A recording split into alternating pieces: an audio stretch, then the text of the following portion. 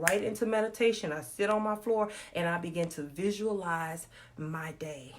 You know what? Even in the Word of God, he said, I meditate. What does he meditate? He's meditating on the Word of God. And he's meditating on how it can affect his day. So therefore, when you begin to meditate, visualize on where you want to be. Okay? Visualize on how you want to get there. And then visualize on how you need to get there. Okay, I promise you, when you begin to do that, the doors of favor will begin to open up to you. The doors of wisdom will begin to open up to you. Why? Because you have taken a moment and you have slowed down to figure out, how do I need to plan my day? That's called a mindset reset. All right? A mindset reset is when I begin to think on my wonderful list that I did the night before. What do I want? Why do I want it? And how can I make it happen? Those are three powerful questions on me becoming a better me. Because now I'm being very strategic on how I need to make this thing work. And you know what? And I hope and pray those who are on the line right now, if you are understanding everything I'm saying, give me a hashtag understood. Hashtag I'm understanding. Hashtag I understand my morning routine. Hashtag I understand I need a life. Hashtag I need to make sure my life is better. Hashtag what do I want, how do I want it, and how would I make it happen? Okay, so if you're understanding that hashtag, just send me a hashtag. Give me some loves, give me some likes, give me some hearts. If you're understanding everything that I'm saying right now, that'll be great. Hearts, loves, likes. Thank you very much. I appreciate it. I appreciate it. I appreciate it. I appreciate it. So last week we talked about self-talk. Okay, and self-talk on how what you say can sabotage what you do. What you say can sabotage what everybody else. Hey, my friend, I love you. What you do can sabotage what everybody else does. If you hold a position of leadership and what you do and how you do it can interrupt how other people do it as well. Okay, so as leaders, we're going to have to begin to slow down and begin to look at everyone that we're affecting. You become just not a personal study of yourself, but you become a personal study of other people. And other people who watch everything you do. They watch everything you say. They watch everything. They watch how you do it. And when they watch how you do it, they take it in. And when they take it in, it becomes repetitive. So if you're doing something wrong and you see someone else repeat it, God forbid that you jump on them before you jump on you. You should go to the mirror and begin to jump on you and say, well, no, maybe I didn't teach them right. And if I didn't teach them right, let me begin to be a walking example on how it needs to be done. Got it? A self-talk, I'm going to help you out. Self-talk means you begin to model what you say. And when you model what you say, it will help you to eliminate probably over a decade of worries that's over your life. Let me help you with this. When I say model what you say, if I wanted to be a punk rocker, I normally give this example everywhere I go. If I wanted to be a punk rocker, I came in looking like a punk rocker. I came in with the hair. I came in with my leather. I came in with my face. I came in with my clothes. I came in looking like what I am portraying.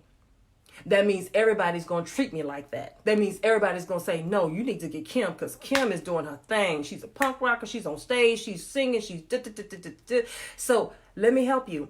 I didn't have to say much because I look like what I'm doing. Are you looking like what you want to do? Are you looking like what you want to do so everybody else can easily see what you want to do? It cuts down half the communication. It cuts down half of your ask. It cuts down half of your referrals because people see that you are doing what you have been called to do. Are you doing what you've been called to do? I'm going to say that one more time. When you have that kind of self-talk, that's a model within you that will help you eliminate at least a decade off of your life of worries. Because now instead of me actually faking being somebody else, I can become the authentic me. No one can be a better Kim than me. No one can be a better Kristen than Kristen. No one can be a better Priscilla than Priscilla. No one can be a better William Barnett than William Barnett. No one can become a better Jamil than Jamil. No one can become a better Sarah than Sarah. No one can become a better Kenya than Kenya. No one can become a better Dee Dee than Dee Dee. But I need for you to begin to walk it out. And as you walk it out, you slowly become it. And you know what happens when you walk that out? You walk that out, you begin to forgive yourself. You can begin to accept where you are. You begin to talk like that's who you are. You begin to move like that's who you are. You begin to begin again as often as you need to. If you fall down and say, I lost my track, I promise you, the next day you start your morning routine. And after your morning routine, you start to exercise. After that exercise, you position yourself to meditate on where you need to be on that day. You begin to reset. Yeah, I'm your navigation coach today. I help you navigate your reset. And when you navigate your reset, nothing can hold you down. I'm going to say that one more time. Nothing can hold you down. That's how you begin to navigate it. I have some pointers here. It says healthy me creates a healthy boundary, creates a healthy me being free. A healthy me creates healthy boundaries, creates a healthy me being free. And when I say healthy, I'm just not talking about food. I'm just not talking about fasting. I'm just not talking about hydration. I'm talking about the totality of you being healthy. When you become so healthy, you make healthy boundaries. Anyone who comes into your circle of influence, if they're not rocking with you, then I don't need you in my circle. That's a healthy boundary. If people are talking against where you are and where you're going and it's not lining up, it's not congruent, then therefore I don't need you in my circle. That's a healthy boundary. If people are beating up on you, if people are laying their hands on you, and you know what, in the word of God, I believe somewhere it says you don't need to put your hand on me, and that's the word of Kim. Treat your neighbors like you want to treat yourself. And in the end, that's not healthy. Therefore, I don't need you in my circle. That's a healthy boundary.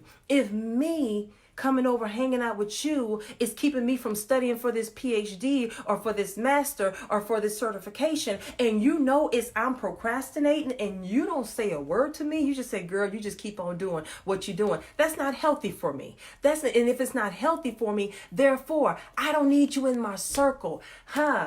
I'm going to say this and I'm going to go to church with you real quick. If you begin to organize the bones of your life, today you can allow God to breathe on them. I'm going to say that. Now, let me help you. If you can begin to organize your life, then life itself will begin to bring forth a fresh wind that will begin to breathe on it because it's organized and I'm walking out who I say I am. And when I walk out who I say I am, I attract a totally different level of individuals who notice where I'm going. They're familiar with where I'm going and it's not confusing. You know what? One reason people resist change is because they focus on what they're missing and not what they're gaining. Yeah. Girl, that just made my heart leap, Kenya.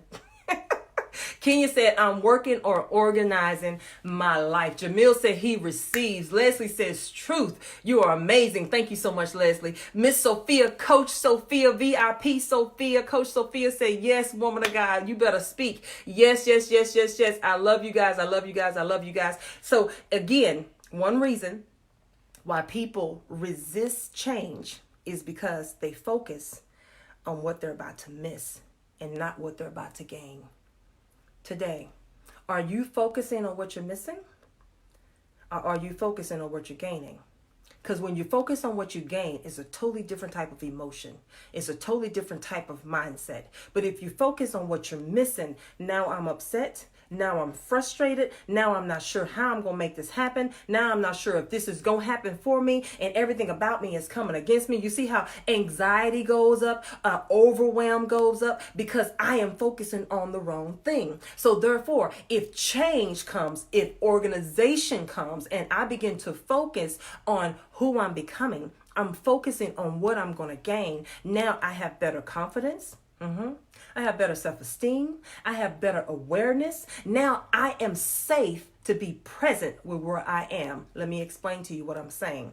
The majority of us, we're always overwhelmed and high in anxiety, and because we're always thinking 15 years ahead. Therefore, we're always living 15 years ahead of, I need to live like I'm a millionaire. And I'm not saying you don't need to, but until we get our bills paid, then we need to continue to grind. You can dress like a millionaire coming from Ross or TJ Maxx, but you may not be able to walk in Macy's unless they're having a good sale, and you know how to do that. That's my girl, Mary Napoleon. But in the end, you're going to have to continue to organize where you are.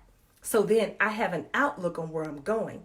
And if I have an outlook on where I'm going, then I won't be upset with where I am. See, we talked about that last week with accepting where you are. Okay, again, one reason people resist change is because they focus on what they're missing and not what they're gaining. Okay, this is where we have to focus on when you need to kill some things in your life. Okay, you may have to kill the habit of going to McDonald's every day.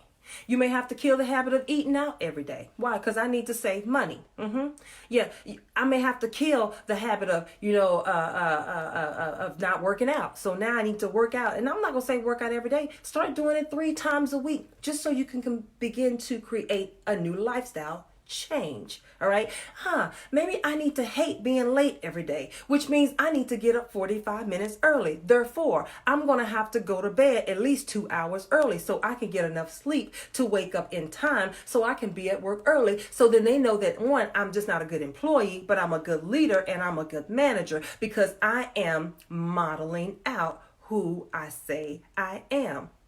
But if you don't begin to kill it, and kill the bad attitude, and kill the bad behavior, and kill how you talk about people, and kill all those things that's coming against you, that very attitude, that very behavior, that very mindset is going to come against your purpose, and it's going to come against your assignment. And then people will walk around and they will begin to label you as being bitter and manipulative. They'll begin to label you as being, she's out of place and she don't know what she's doing.